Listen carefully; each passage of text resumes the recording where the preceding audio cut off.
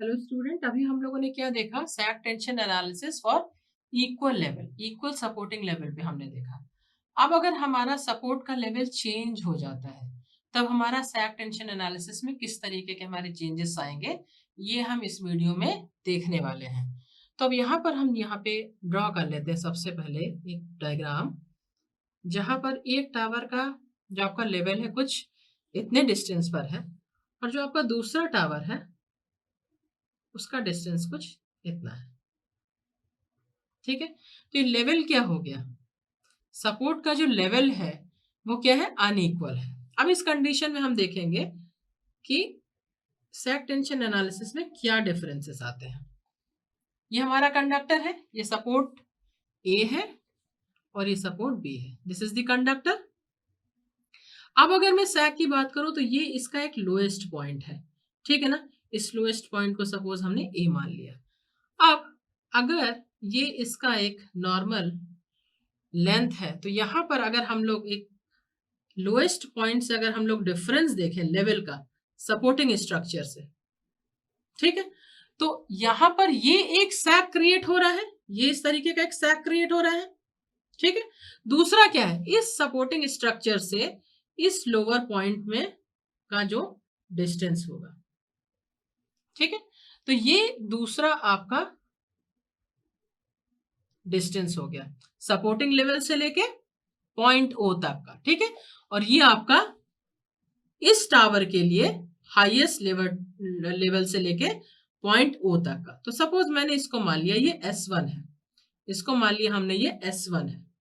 कहां से कहां तक का? इस पॉइंट से लेके यहां तक का।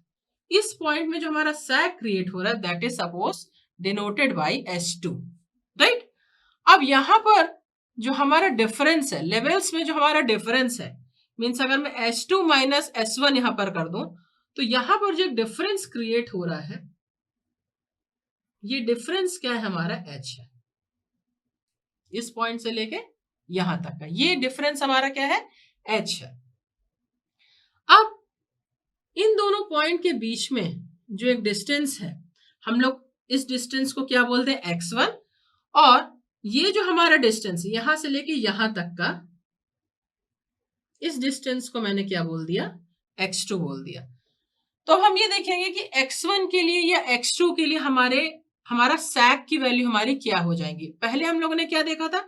इक्वल लेवल था, एक पॉइंट P एज्यूम किया था, वहां पे कोऑर्डिनेट हमने X और Y मान लिया था और वहां पर हमने सैग की एक वैल्यू आइडेंटिफाई किया था। पर यहाँ पर क्या है? यहाँ पर हमारे लेवल्स हमारे क्या हो गए? अलग अलग हो गए। और ये हमारा हो गया total length of the conductor, suppose denoted by L। तो ये हमारा ये एक स्ट्रक्चर है। इस स्ट्रक्चर के बेसिस पर हम डिफाइन करेंगे कि सैग की वैल्यू हमारी क्या होगी। तो यहां पर आप लोग को क्लियर है एल क्या है? टोटल स्पान लेंथ है। यहां पर लिख लेते हैं एल क्या है? Total span length, total span length. ठीक है, एच क्या है? मैंने अभी आपको एच बताया। एच क्या है? डिफरेंस इन लेवल्स है। ये एक लेवल ये है, दूसरा लेवल आपका ये है। तो डिफरेंस दोनों लेवल में जो होगा that is denoted by H. तो difference in levels denoted by H here. ठीक है, अब टेंशन क्या है? टेंशन तो आपको ऑटोमेटिकली इस पॉइंट पे आपका टेंशन क्रिएट हो रहा है। तो टेंशन आपने यहाँ पे टेंजेंशियल आप यहाँ पे मेंशन कर सकते हैं। This is denoted by tension T. ठीक है, तो आपका टी क्या है? Tension, tension on the conductor. अब आपका पॉइंट x1 क्या है? पॉइंट x1 की अगर मैं बात करूं तो सपोर्ट ए से लेके ओ के बीच का जो डिस्टेंस है, सपोर्ट ए से लेके ओ तक का जो डिस्टेंस है उसको हम क्या बोल रहे हैं? x1, distance of point O from support A. ठीक है, तो distance of point O from support A likewise x2। तो ये क्या है? b से क्या डिस्टेंस है? तो distance of point O from support B. Clear है? इसी तरीके से यहां पर भी क्या होगा, वेट अप्लाई होगा, वेट अप्लाई होगा आपका। तो ये आप किस तरीके से डिनोट करोगे, अगर आप x1 के लिए लिख रहे हो तो x1 के फॉर्म में लिखोगे, x2 के लिए लिख रहे हो तो आप x2 के फॉर्म में आप इसको लिखोगे, राइट। सो यहां पर क्या है, w क्या है, वेट पर यूनिट लेंथ। तो यहां पर हम सिर्फ w मेजर करते हैं, w क्या है, वेट है, पर ये क्या है, पर यूनिट लेंथ है, पर यूनिट लेंथ है, per unit length of the conductor. ठीक है, अब हम मेंशन करेंगे कि हमारा जो सैग x1 के लिए या x2 के लिए क्या होगा, a पर क्या होगा और b के लिए क्या होगा, a के रिस्पेक्ट में और b के रिस्पेक्ट में क्या होगा। तो हमने यहाँ पे इसको s1 बोल दिया है, तो हम लोग क्या बोल रहे हैं, sag at a, sag at a के रिस्पेक्ट में क्या होगा। तो हमने इसको डिनोट किया s1, ये क्या हो जाएगा, w x1 square upon 2t, क्योंकि हम टोटल सैग अभी नहीं निकाल रहे हैं, टोटल सैग अभी हम यहाँ पे नहीं निकाल रहे हैं, ठीक है ना। तो ये क्या हो जाएगा, जैसे आपने इसके लास्ट वाले वीडियो में जब y का आपने निकाला था, x और y के रेस्पेक्ट में जब आप निकाला था, सिमिलर आप यहाँ पे ये चीज कर रहे हैं, पर हम यहाँ पे टोटल अभी हम नहीं निकाल रहे हैं। जहां पर हमने s आपका जो y था उसको हमने s ले लिया था, और जो ये आपका डिस्टेंस x था उसको क्या ले लिया था, l/2। तो यहाँ पर तो l/2 नहीं है, यहाँ x1 और x2 के फॉर्म में है, तो हम यहाँ पर y कोऑर्डिनेट का जिस तरीके से आपने फाइंड आउट किया था वैसे ही निकालेंगे।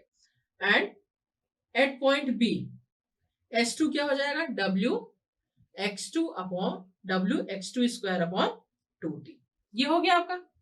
अब अगर मैं x1 प्लस x2 की बात करूं तो ये x1 प्लस x2 किसके बराबर है, टोटल स्पान लेंथ के बराबर है, ठीक है। तो यहां पर अगर मैं लिखूं x1 plus x2 is equals to क्या है, l है, x1 प्लस x2 क्या है, l के बराबर है। अब अगर इन दोनों इक्वेशन को अगर मैं देखूं, अगर इन दोनों इक्वेशन की अगर मैं बात करूं, तो यदि मुझे x1 और x2 की वैल्यू पता चल जाए, ये डिस्टेंस कितने हैं यदि मुझे पता चल जाए, तो हम s1 सैग और s2 सैग की वैल्यू निकाल सकते हैं। तो इसको पता करने के लिए हम क्या करें, हम लोग क्या करें, इक्वेशन 1 माइनस इक्वेशन 2 कर देते हैं, इक्वेशन 2 माइनस इक्वेशन 1 कर देते हैं, ठीक है। तो ये आपका क्या हो जाएगा, S2 माइनस S1, क्लियर।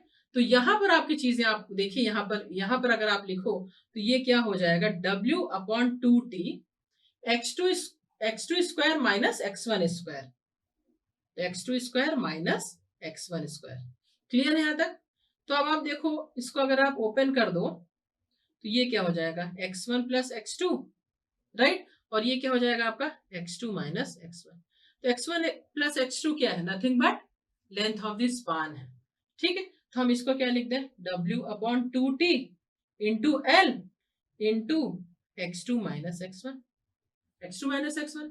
अब आप यहां पर देखिए S2 माइनस S1 को ही हमने क्या लिखा, यहाँ पे H2 माइनस S1 हमारा क्या है, H है, ठीक है। तो यहां से आपको फिगर से दिख रहा है S2 माइनस S1 हमारा क्या है, H है, मीन्स डिफरेंस इन लेवल है। तो क्या हम यहाँ पर पुट कर सकते हैं, बिल्कुल पुट कर सकते हैं। तो हम क्या लिखते हैं, H is equals to W upon 2t into L x2 minus x1, clear है। तो अब हम यहाँ से h की वैल्यू हमने फाइंड आउट कर लिया, तो हम यहाँ से क्या निकाल लें, x2 माइनस x1 की वैल्यू निकाल लें। x2 माइनस x1 हमारा यहाँ पे क्या हो जाएगा, h2t upon WL, h2t upon WL, ये हो जाएगा कि नहीं। अब आप देखिए यहाँ पर आपने क्या किया था, ये इक्वेशन आपका सपोज थर्ड है और ये इक्वेशन क्या है आपका फोर्थ है। एक आपका x1 प्लस x2 के फॉर्म में है, एक आपका x2 माइनस x1 के फॉर्म में है, राइट। तो क्या हम यहां से x1 और x2 की वैल्यू क्या हम फाइंड आउट नहीं कर सकते हैं, बिल्कुल कर सकते हैं। तो अगर हम यहां से एक बार इसको ऐड कर दें या एक बार इसको सब्सट्रैक्ट कर दें दोनों इक्वेशन को, then we easily find out the value of x1 and x2, x1 and x2। तो अगर मैं x1 की बात करूं, अगर मैंने इन दोनों को एक बार सब्सट्रैक्ट किया इक्वेशंस को और एक बार ऐड किया, then we will get the value of x1 and x2। तो ये क्या हो जाएगा, L/2 minus of TH upon WL, TH upon WL, ठीक है। इसी तरीके से अगर X2 निकालेंगे तो यहाँ पर क्या हो जाएगा, सिर्फ एक पॉजिटिव साइन। तो अगर मैं X2 की बात करूं तो ये क्या हो जाएगा, L/2 plus TH upon WL, TH upon WL। तो अगर अब मुझे X1 और X2 की वैल्यू पता है तो हम यहां से सिंपली यहां पर अगर हम वैल्यूज पुट कर दें, then we can calculate the value of sags S1 and S2 at unequal levels, right?